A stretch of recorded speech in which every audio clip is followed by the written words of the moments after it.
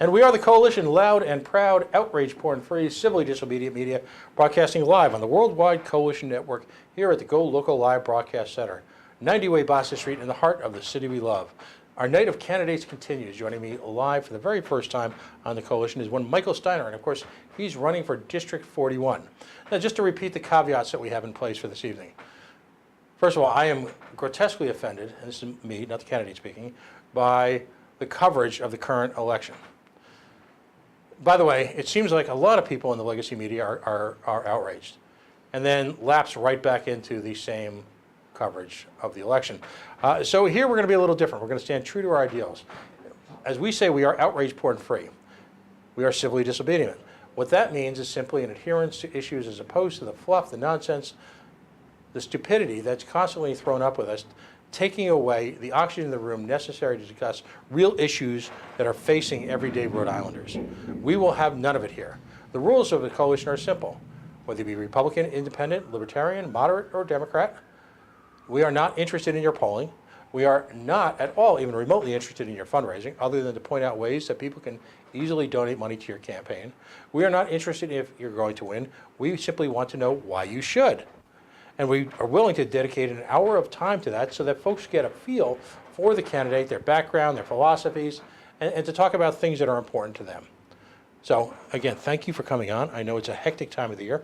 I know that you've got a number of commitments, and you're also running for office. So tell us a little bit about yourself, where you're from, your background, and then also talk us about your service. Sure. Well, I'd just like to start off, thanks for having me on the show, Pat. I appreciate it. So I'm a lifelong Scituate resident, grew up in Scituate. My family moved from North Providence in the 80s. They wanted some more space. So I came up through the Scituate school system. It was great. They have a great arts program and music program, and I really enjoyed my time at Scituate. But I knew that college is really important. Neither of my parents finished college. So I decided to enlist in the Navy in 2005, and I signed up for 6 years, and I started out my service out in Great Lakes, Illinois, Great Mistakes, as we affectionately call it. Spent a pretty grueling summer there, followed by a really cold, blistery winter, and then I moved out to Virginia Beach, and I was in Dam Neck, right there on the beach, real hardship tour out there for 6 months.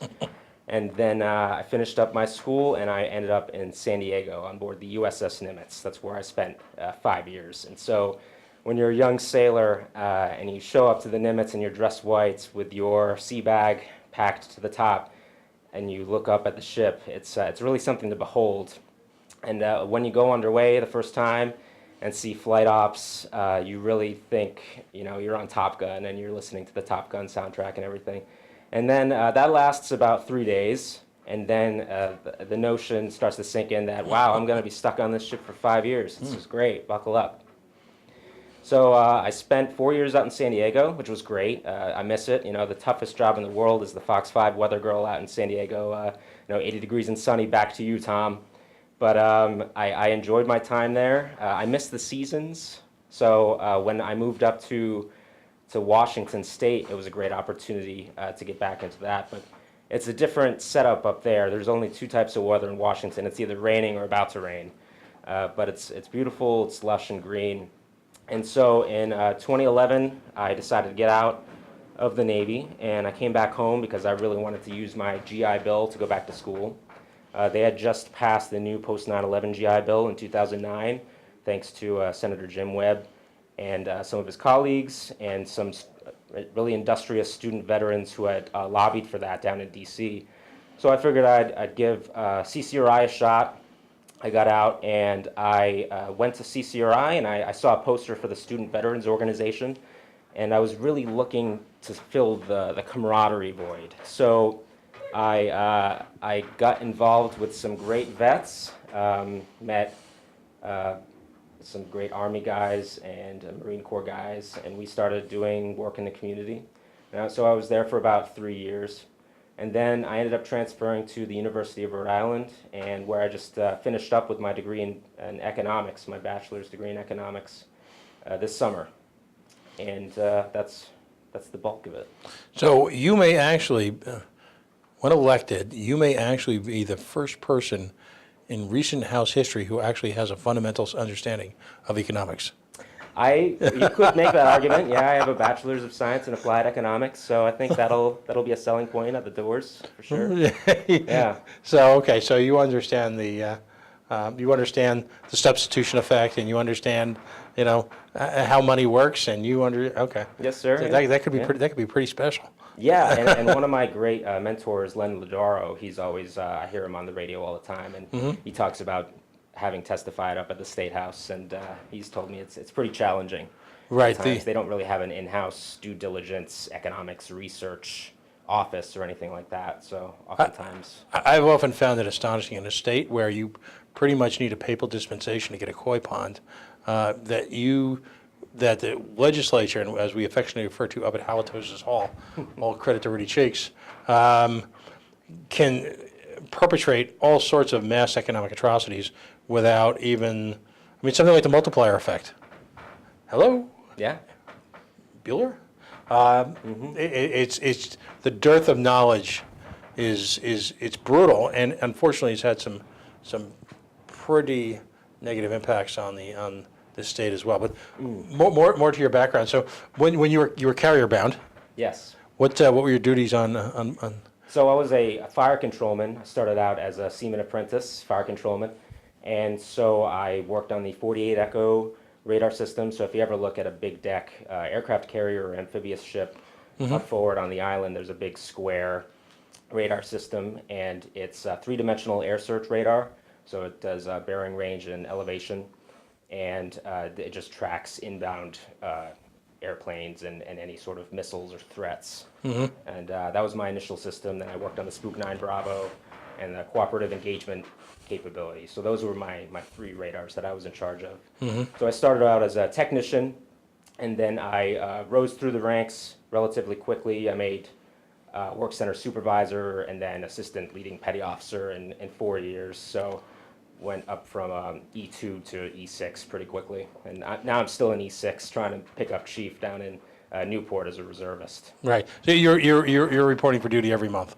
Tomorrow, actually. Excellent. Yeah. Excellent. So your commitment to the nation at large did not stop post college. You continue to be involved. Correct. And when you actually reached out about the Pawsox paper, I was on duty in Newport, so I wasn't able to stop by, but it would have been great. Let's talk about that for a second. One of the more interesting aspects of your education at the University of Rhode Island, you and a young woman actually penned a paper, not focusing on what was covered by so many at the time was the economic impact of building a stadium, but your analysis focused heavily on the potential impact and what potential uses for McCoy. Right. Post, if in fact the unthinkable should ever happen, which is that these are my words, not yours, but the Pawsox should decide that they can't rip us off, so instead they're going to travel north, grab a hold of a bunch of yahoos, get $100 million in crony corporatism and welfare, leech off of them after promising all the world to us after having spent generations here. I'm sorry, did I say that? No, I didn't hear anything. Okay. So tell us about that, because what seems to be happening is the late, great Vincent A. Buddy Cianci often used to refer to issues as vapor issues. Something is white hot and then goes silent. There is a critical issue to be faced. I was a libertarian, and as a libertarian argued, I think rather convincingly, because I think I'm a pretty smart guy, that there is no role for government interfering in private markets. So now they've decided to go interfere in someone else's private markets, but you've got this building. Talk about your study, and it's fascinating. Was that done under Professor Ladaro, or? No, so that was a project under the guidance of Dr. Shana Person-Merkowitz down at URI, and a colleague, Bridget Hall, who has since graduated from URI and has moved on to bigger and better things. So that was under this program called the Collaborative, which is no longer around because of lack of funding. But well, tell us about the program for a second, because that sounds fascinating. So I took this honors course in public policy, and there were other teams working alongside us. We had chosen the Pawsox Stadium project because it seemed relatively manageable. There were some other projects such as the Latino Academic Achievement Gap, the Foster Child Care System Achievement Gap, as far as extending the age out from 18 to 21, things like that. But the Pawsox project was very interesting. We found some really good prior examples out in the Midwest, cases where minor league baseball stadiums have been turned into housing. There's some. I got to jokingly interrupt you. Sure. Why? Because those minor league baseball stadiums had done so well, Right. or were they abandoned?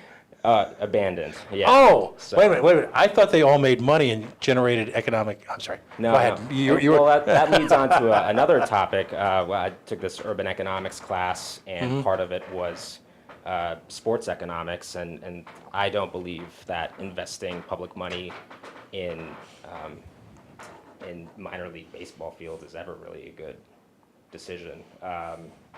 So that's just my experience with that. right. So this collaborative actually, you set up, it was project-based, and you were actually funded to engage in real-time economic analysis Yes. of big-picture issues as they face Rhode Islanders. Absolutely. Yeah. Why, and I'm going to ask you to editorialize for a second. That sounds, as my kid would have said a few years ago, that sounds awesome. Yeah, absolutely. It was Both for the target analysis of the analysis, plus you as an independent thinker, as someone who's bringing academia and applying it to real life. Why the hell would they cut that? That's a great question. They just were not able to continue that. So the collaborative is outside of URI, but Dr. Kirsten Merkowitz is continuing her work down at URI with other students. So she's into economics and public policy. So what came out of the study? Well, we composed this report and we presented it to legislators at the State House in 2016, and that was the end of it, really. I mean, it had to come about because legislators such as the legislators out of Pawtucket, they had this thought because they had this foresight that something was going to happen with the Pawsox, and they figured they have the students and the money to put to this problem. And what were your suggestions? Well, the housing development was the first one. A magnet school where kids can go and specialize in sports like baseball, and then alongside that, their regular academics or kinesiology or things of that sort. And those were the two biggest suggestions that we had. And a concert venue, but that's not really, baseball stadiums aren't really set up Right. great for concerts because of that. Interesting. No. Situation. So Good stuff. Folks, if you're just joining us right now, this hour is sponsored by the fine folks at Air Sciences, airsciences.net. Daryl Gould and his hardy crew fighting modal remediation of biohazards across the state of Rhode Island, whether it be home, school, business, life in general. They do offer a number of volunteer and special services to folks who are are suffering from late-stage diseases that might be affecting their autoimmune system. airsciences.net, they do wonderful work all over the North Shore, right down into the Rhode Island, down into Connecticut. Folks, make your home, your house safe from the ills that challenge us today. airsciences.net. Michael Steiner is joining us. He's running for District 41. correct. Okay. First time in studio. Thank you so much for coming in. I know this is a hectic time of the year for you. But, okay, first of all, tell us a little bit about District 41. You know, the geography, what it encompasses, and the kind of an economic snapshot of the district. Sure. So District 41 is a rural district. It's all of Scituate and a little bit of western Cranston. So Scituate, incredibly important to the state. Right. Nearly half of our real estate is the watershed and the reservoir, and we provide drinking water to 60% of the state. So that's really one of the main planks in my platform is protecting the Scituate Reservoir and keeping it as a public resource and away from the hands of those people who want to privatize it for financial reasons, whether it's to fund underfunded pension liabilities or just as a source of revenue. It's really for the people. That's what the original intent was a century ago, and that's what it should be. Now, because it's so important to your district, let's focus on this from a couple of levels. First of all, there have been multiple attempts. I believe there's an ongoing legal situation involving the town of Johnston, who are attempt to monetize part or significant incursion into the water table there to support the Energy power plant. How do you feel about that? How in general are people in Scituate reacting to Johnston pulling that kind of power play? Well, I'm certainly against it, and I would say that the majority of the people of Scituate would follow suit with that. That it's meant for drinking water. It's not meant for another town to take that water and to monetize it to cool a power plant. And I'm certainly against the power plant in northern Rhode Island. I think we should invest more in green power infrastructure, certainly decentralized power generation, whether it's people putting up wind turbines or putting solar panels on their roofs or in their gardens, or towns investing in that sort of thing, just to create more of a reliance on domestic production of sustainable, responsible power. Right. And certainly not cutting down trees. I don't think we should sacrifice green space for green energy. So something as innovative as taking a large plot of land like a parking lot, making that into a solar farm where people can park underneath the solar panels and it can shade their cars while generating energy. I think that's certainly something to look into. So. What are the, and obviously the Scituate Reservoir is literally the elephant in the room for you guys. It's something you walk out of your door every morning and you're going to get some sense of it fairly quickly. What are the other economic issues? It's interesting because the state is so focused on the urban core. Our obsession seems to lie completely with what happens to Providence, Pawtucket, CF, to a certain degree, Warwick and Cranston. Yet you've got these beautiful gems across Rhode Island. It could be Little Compton. As we affectionately refer to it here on the Coalition now, you have Twin Riverton. You've got Scituate, Gloucester, Foster. All those towns there. Are property taxes an issue for folks out there? Is it farmland preservation, the way of life? Your town's got to be tremendously challenged by the economics of the year 2018. Absolutely. What are people in Scituate concerned about? People are definitely concerned about property taxes, and you pay such a high amount in property taxes, and you want to have a return on investment in good infrastructure, certainly roads that are better than a bike path like Route 6, better schools. We just passed a school bond last year to invest in our school system that's falling apart. And I remember when I was coming up through the school system, we were having a lot of the same issues, and we just haven't been investing in infrastructure. We've been kind of conserving financially for the short run at the expense of the long run. And that's what I want to bring to bear in my economics background, is the importance of responsibly investing in long-term projects for the betterment of the district, certainly Scituate and Cranston. Now, herein lies the challenge. And this is difficult, regardless of whether in practice everything's easy. In theory, everything's easy. But the reality is a challenge here. You've got selected towns across the state recognizing the responsibility for their own educational systems. And they're very diverse towns as diverse as Barrington and Scituate, for example, who have spent at direct expense of the taxpayers of Scituate and towns like Barrington enormous amounts of money to engage in your own school infrastructure support. And my hats are out to you. You guys have decided as a community that's what you want to do. Okay. Now, at the same time, you've got revenue sharing at the state level. And again, my frustration has always been that inoculates certain communities from facing head-on the challenges that they should be in terms of municipal efficiencies and taking, quite frankly, some responsibility for themselves, fully realizing that these urban communities have their own unique challenges that sometimes are imparted by them by exogenous economic events that they have no control over. I get that.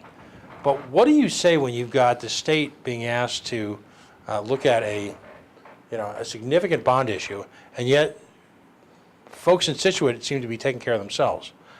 How do you juggle those two issues? I certainly think there's a middle ground to be reached there. I take the teamwork approach to things normally. We're only as strong as our weakest link, and I definitely learned that in the Navy. Right. So as a Rhode Islander, speaking as a Rhode Islander, not just as someone from Scituate, I believe that when somebody from Scituate succeeds, a kid from Scituate gets into college, we all succeed. When a kid from Central Falls succeeds and gets into college and gets a good job and becomes a tax-paying citizen, all of Rhode Island succeeds. So I definitely believe that there are conversations to be had about sharing that burden, but while I'm having that conversation, I'm also going to, defend and fight for the residents of District 41, of course. Right. So there's definitely a middle ground there. Super. Now, you're elected to office. You're running against an incumbent, but you're elected to office. And again, I ask everybody the same question. Understanding that you're a freshman, understanding that, it's kind of work your way into things. Mm-hmm. But if, in fact, you had your choice, your druthers, if you will, what committee focus would you like to have as a legislator representing District 41?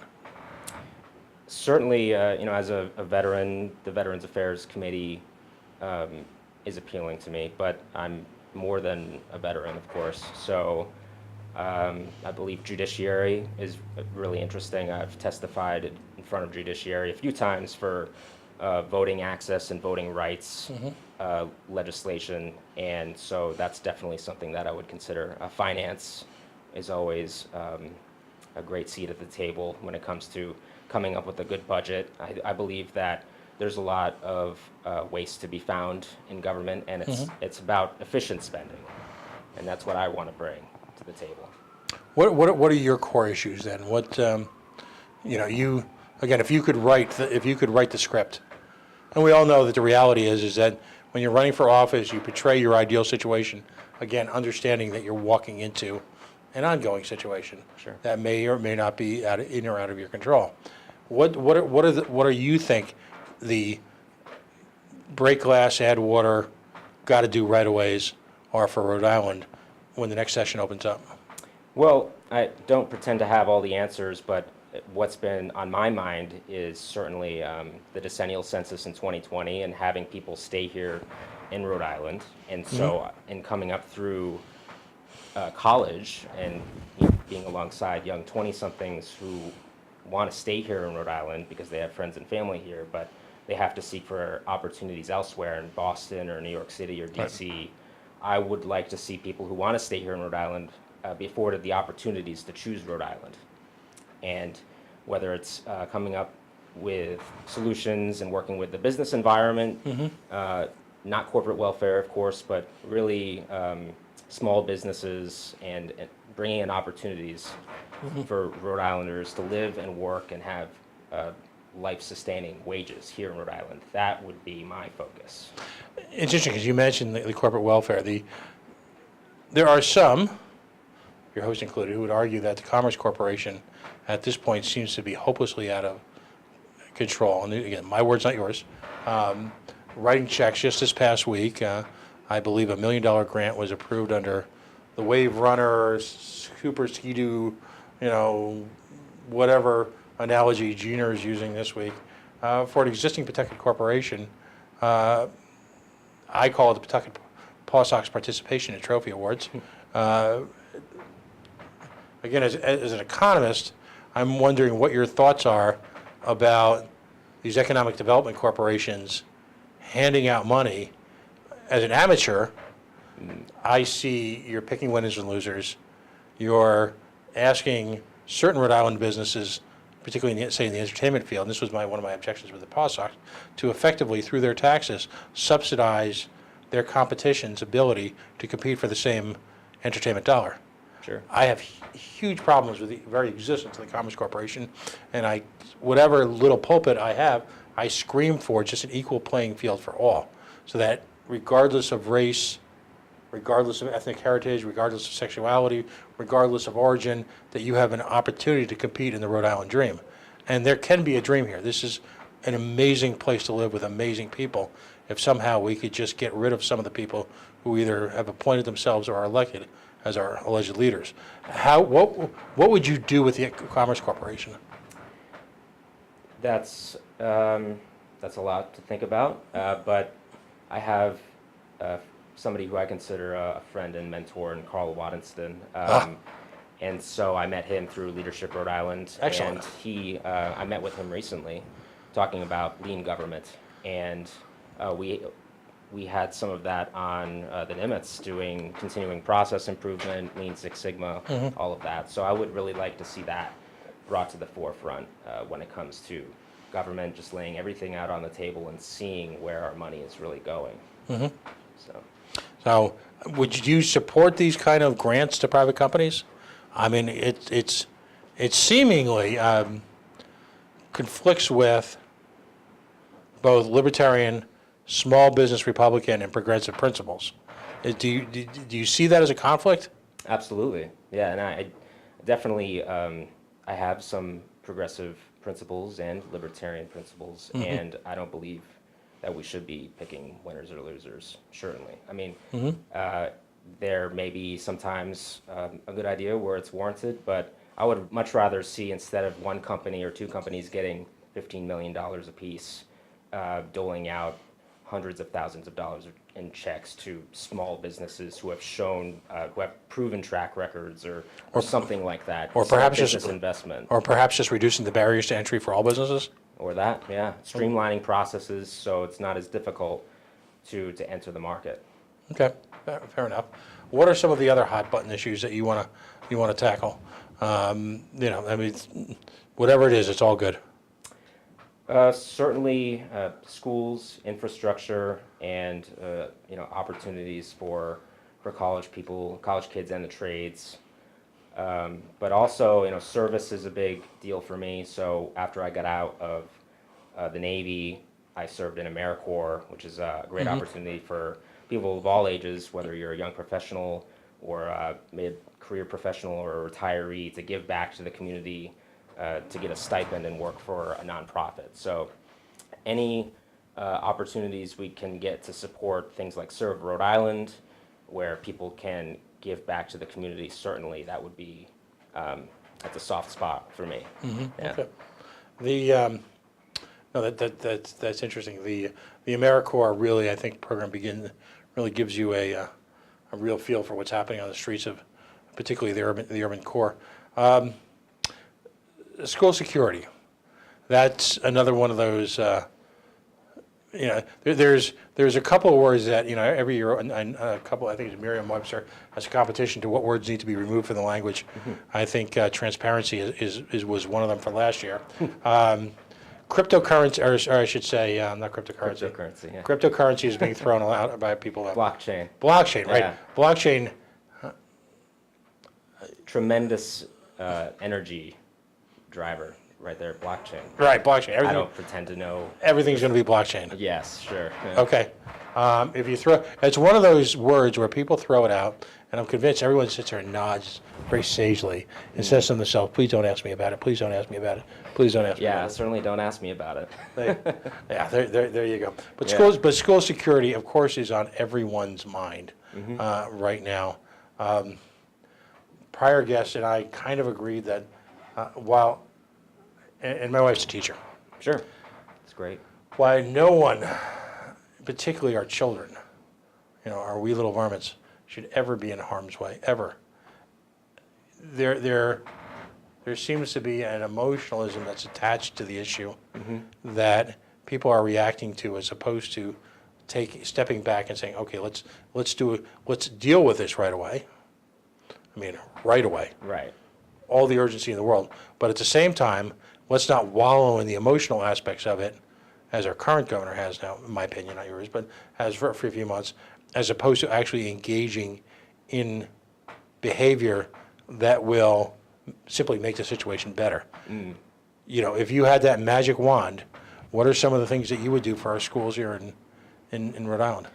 Well, when I was coming up, we had school resource officers, and I believe they were a good resource for students, not only for security, but just anytime you have another adult that you can talk to and air out what's happening in your private life. Maybe you don't want to talk to a teacher or what have you. Right. So that's certainly a great program.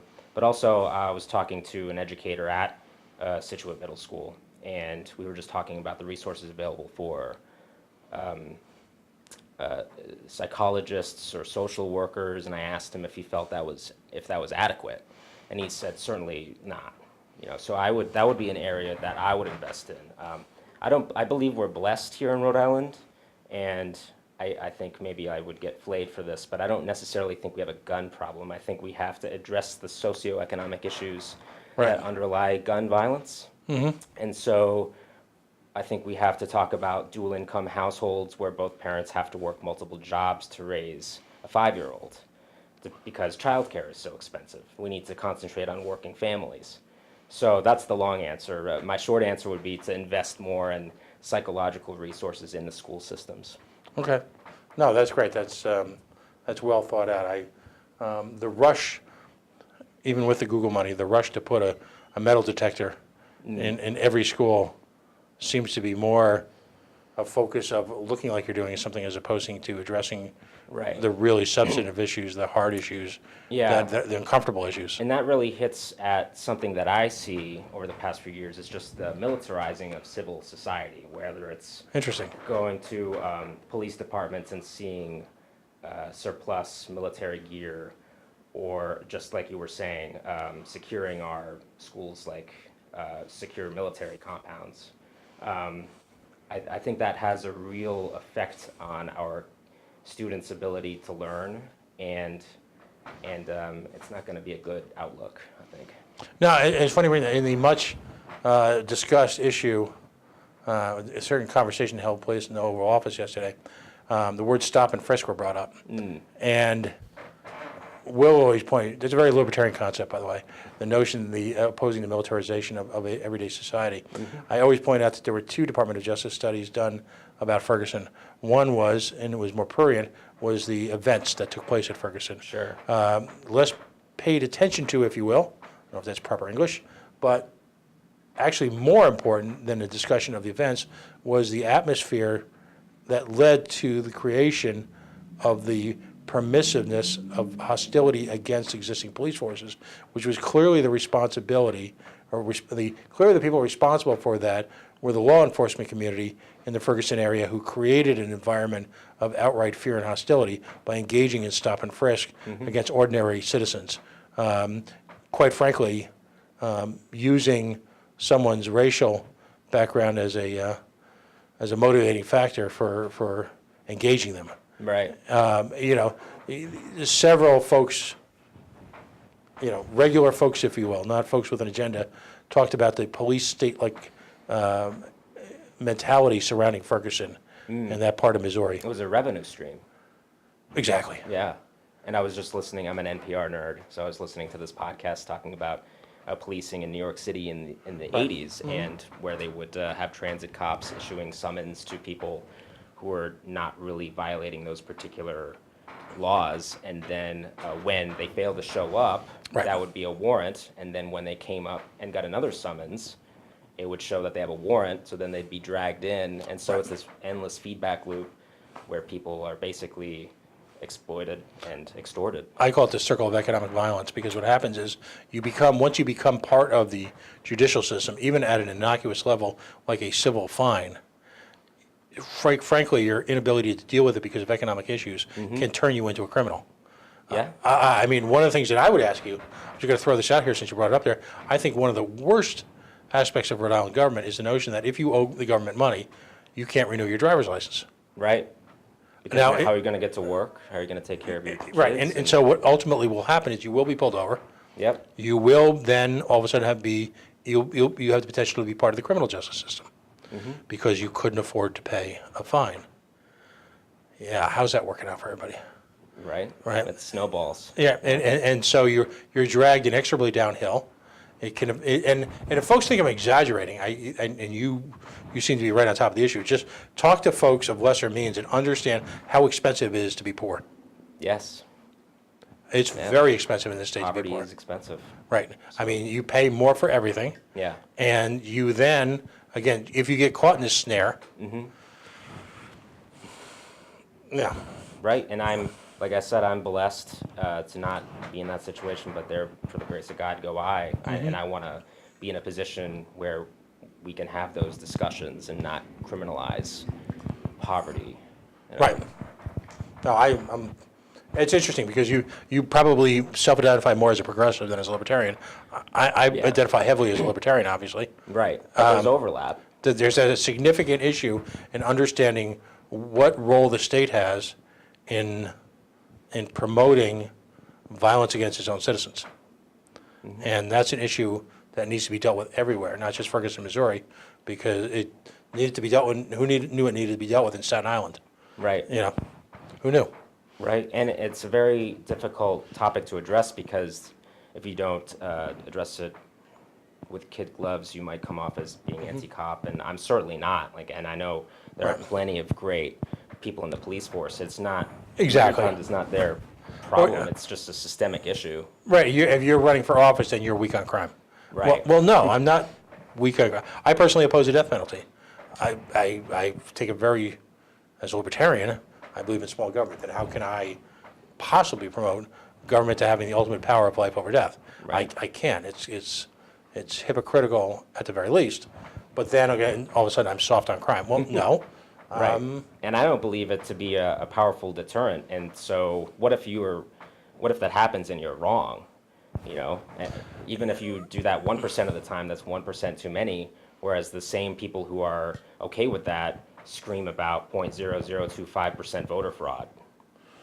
So I just, that's where I'm coming from. Well, no, and I agree with you completely. I mean, you know, and let's be blunt, we live in a state where the ability to simply build a bridge is in daily question. We're going to impart upon a bloated, overpaid judiciary, and what I mean by that is not to find people who serve at the highest levels, but these fake magistrate positions. We're going to impart upon these same people who aren't capable of really anything the power over life and death. Right. Yeah, not so much. You know, and again, I don't think you and I, you know, you've got a strong military background. I don't think anyone's going to accuse you of being weak on anything. You know, you know. Well, you might be surprised. Well, you know, send them my way. I will. You seem infinitely more polite than I am, and that's a compliment. Yeah. No, we need, you know, and you know, I'm going really off the rails here, but you're a good sport, and you know, you're handling the challenges gracefully. Yeah. Well, I'm a big fond believer in you know, being in politics is a big exercise in vulnerability. So if you weren't willing to have a thick skin and throw yourself and be the man in the arena, as Teddy Roosevelt would say, then you might not have any business being in politics. Well, and to that end, that's my frustration with the lack of debates in the primary process, because Absolutely. you know, I mean, I'm ready to argue with anybody over my libertarian philosophy. Anybody, anywhere, anytime. You know, just stop me in the streets. I'll get why certain of our leaders, purported leaders, two of whom are now in the final running to become governor, were afraid. Where's my would have said when I was little, they were fraidy cats. Afraid of doing that. So all the credit to you. Legalization of cannabis. To me, it's a question of functional civil justice. You know, to me, and obviously I oversimplify maybe, but if I can have a glass of bourbon, why can't I smoke a joint? Yeah, I agree with that. I mean, me personally, I wouldn't be able to because I'm still in the Navy Reserve and I get urinalyzed, and I'll probably have to show up for urinalysis tomorrow because of this. What you just said. Yeah, exactly. So, Skipper, I promise I didn't do anything, Skipper. But yeah, I think it should be legalized, and I think it should be 21 years old, and it should be studied. The effects of it should definitely be studied more rigorously, and that's where I stand on it. Right, and quite frankly, if it was legal, then entrepreneurs would be incentivized to really understand the full medicinal potential Yeah. of anything from CBD or any one of these claims that are being made, which I actually take great stock in, but I also would love to see it fully analyzed. We can't do that in this current climate, and that seems ludicrous at best. So elected as a rep, as long as the laws weren't crazy, you'd vote in support of legalization. I would. Excellent. You got me right there. You had me at legalization. Yeah, I mean, open to debate and discussion, obviously, but generally, yes, I would definitely support that. Okay. All right. Fair enough. The other issues that concern you. What eats at you every day? I mean, if you're motivated in a time like this, when you've got all sorts of work responsibilities, extra level work responsibilities, and now you're willing to embrace the body politic, what was that hallelujah moment that where like in the cartoons the light bulb goes off, where you said you decided you needed to run? Are you trying to get me to say 2016, or because that's what it is for me? And I generally just think the toxicity, the toxic climate of politics right now, and the fear mongering, that's not exactly what I want to see in my representation at any level. So I want to talk more about opportunities and not objectifying the other as some sort of invader trying to take what's mine. I want to work with members of the community to bring us to a better and brighter Scituate, Cranston, and Rhode Island.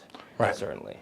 Then issues now, and I'll go first here, then you can beat me up or not. I'm not terribly concerned. I don't go into this collective nervous breakdown when people from another country come stay with us. I'm Irish and Polish and Austrian, and so I believe if you're here and you work hard, you should be able to excel in this country. A path of citizenship, an easy way to work legally. Then you can pay taxes and pay insurance like everybody else. Absolutely. But there's no political will at the national level to do that, so we're left struggling at the local and state level.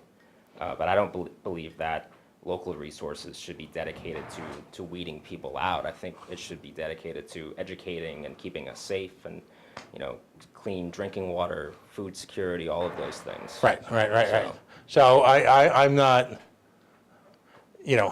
I don't believe that and I hate the W word, welfare, the transfer payment system in this nation should be used to attract people. I think we need to find a way to create. See, I guess what I've never understood is it's the old, can you walk and chew gum at the same time? See, I don't understand why we can't simultaneously work to create an even playing field to grow economies for people of all levels, economic levels, while simultaneously understanding that the small percentage of violent people who are here illegally should be removed, but understanding that statistically, in most studies, there's a lower rate of crime for people who are here as immigrants, legal or otherwise, than there is by people who are born here. Right. So why can't we just fix those all at the same time? Well, that's a large problem set, but I believe that it's just the easy route to make a blanket statement and blame immigrants. And certainly what we're seeing right now in the military, I think that, I don't know what your beliefs are, but if you're looking to come to America and a fast track should be serving in the military, but folks under that program are now being processed for discharge because people in D.C. and the administration have some sort of vendetta against immigrants. I don't think that's right. I mean, you signed up to serve in our country's armed forces. You should. And you're actually going through and performing as you promised. Absolutely. These you're people are your end of the bargain. Right, exactly. Yeah. And at a time when the economy is actually making it a challenge for the military to recruit talented people. Absolutely. And we're talking about, there was, I believe he's a gentleman from China getting his PhD in the Army Reserve, and he was getting processed for separation. And so it's just, there's a lot of anger and fear about outsiders taking opportunities, but I believe this is the land of opportunity. There's opportunity for everyone who wants to work hard to make it. But a lot of those people do as I do and promote the quote-unquote free market. So the free market means not just tariffs or not tariffs, and that's a whole other conversation at the federal level, but the free market to me means the equal exchange of ideas, people, and commerce. So the notion, and I realize this is an oversimplification, the notion that by birth you happen to be born, we've got this floating rock traveling through space at high speed. Right. And you were born on the side of the rock that kind of sucks. Yeah. That you somehow then have to lead a life of quiet desperation, whereas I was born on the side of the rock that's kind of cool. Yeah. To me, it's that simple. Right, and I don't believe the vast majority of immigrants are coming here to commit crimes or anything like that. They're here, they're fleeing war and conflict and hunger, and they're looking to come and make a better life for themselves and their kids. Well, and let's be blunt, our quote-unquote war on drugs is creating some of the circumstances that these people are fleeing from. Right.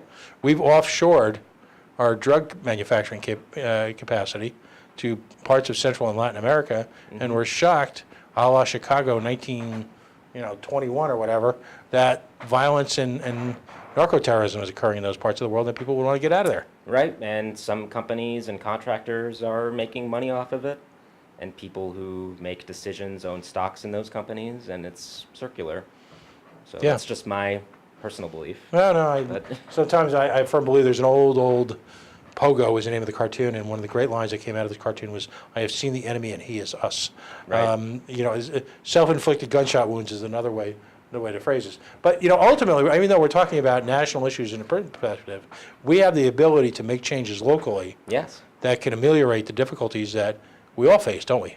Right, and I know a lot of these are national issues, but when you go to the door and somebody starts talking about concerns that they have, you can't just say, well, that's a national problem. I don't really have any thoughts on that. So that's kind of the thoughts that have been going through my head on that issue. But certainly there are actions that we can take on the state and local level. And a lot of it's just investing in education and public safety and,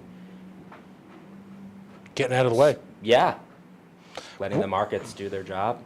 So And I'm curious now because your district right now is currently a Republican district, per se. Yes. What, and I've seen, you see the kind of mosaic politically that Rhode Island is. It is certainly, although it's quote-unquote overwhelmingly blue by some definitions, there is certainly, Well, there are hues of blue, right, so I think that there's kind of gets a lost. lot of purple. Yeah. A lot of purple. The issue that is most challenging in those districts, of course, is the Second Amendment.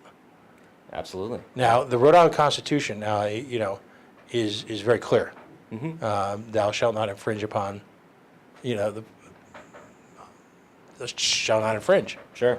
The state infringes a lot, and for whatever reason, it just.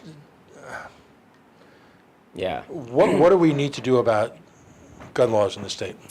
I think that the gun laws that we have on the books are fine as is, but as far as the Second Amendment goes, I support all the amendments. I'm a huge fan of the First Amendment and journalists, and certainly the Second Amendment. I was having a great conversation with a retired Marine Lieutenant Colonel down in wargaming at the War College, and we were talking about how the word people is not defined differently throughout the Constitution. So it says the right for the people to keep and bear arms shall not be infringed, just like people have the right to peaceful assembly. So that's where I stand. I believe that the people of District 41 are responsible gun owners, those who own guns. They go for sporting or for fun, for hunting, what have you. I own 2 pistols. I'm weapons trained from the Navy, a brief amount of weapons training from the Navy. And so I don't see it as a huge issue in my district. I'm a Second Amendment supporter. Okay. So how has the reception been to someone who's a Democrat? Yes. Well, it was funny towards the beginning of my race. I'll have posted about something totally unrelated, and they'll say, "Well, that's great, but how do you feel about guns?" And I'll say, "Well, I support the Second Amendment." So there is some baggage that comes with being a Democrat in my area. Right. But the reception's been pretty warm. So How can people find out about your campaign? it's Michael Steiner for staterep.com. Michael Steiner is actually a really popular name, it turns out, so the name was taken. And just at Steiner for Rep 41 on Twitter or Facebook. So Okay. Yeah. And You'll accept donations there as well? I certainly will, yeah. Okay. Got any big events coming up where are you going to be out and about this week? I'll be attending a fundraiser Saturday nights Where's that going to be? well, it's for the Clayville Elementary School, so Okay. it's not for me, but I'm just supporting the local school. That's where I went to school. And also the Scituate Democrats will be having a fundraiser Sunday for our treasurer candidate. So no okay. big events for me, but Okay. definitely we can get that out there. But you're out and about, and Yes. you invite people to engage, and Absolutely. After my my drill is over at Newport, I'll be out and about. So so if they see you, stop by, say hi, absolutely. and you're clearly a good sport. You're clearly willing to answer all the questions. Absolutely. Anytime, Pat. Excellent. Yeah. Well, thank you so much for joining us tonight. I really appreciate you coming all the way from Scituate to the big city. Yep. Are you going to bring back supplies, or are you going to? Yeah, I'll get in the wagon and head west on 6. So probably after some ramen. Excellent. I wish you nothing but the best. Thank you. You're a patriot, as you and my previous guest have both served this nation under difficult circumstances, and your willingness to come back and serve the community in a highly personal way. Don't anyone ever doubt, particularly after the events of the last week or two, how much of your personal life you put out there for public view, should you engage for high office. And that's, you've got a family and you've got loved ones, and so it's outside of actual military service. It's quite the sacrifice for your community, so I admire you for doing it. Thank you. Thank you very much. All right. All right. Folks, we're going to take a quick break right now. Our marathon stretch night on Candidates Night continues. We are the Coalition, loud and proud, outrage porn-free, civilly disobedient media, broadcasting live on the Worldwide Coalition Network here at the Go Local Live Broadcast Center in the heart of the city we love. This past segment has been brought to you by Air Sciences. Of course, mold remediation, biohazards in the school, in the home, in your place of work. Darrell Gould and his crack team are willing to go all over New England at this point, all over the planet, just to make your workplace, your home, your school safer. airsciences.net. Folks, we're going to take a quick break. We'll be back in just a couple minutes.